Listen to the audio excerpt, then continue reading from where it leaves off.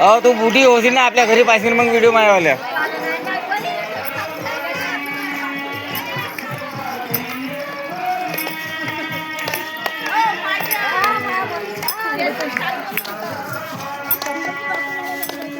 कुणाल मामाला व्हिडिओ टाकले.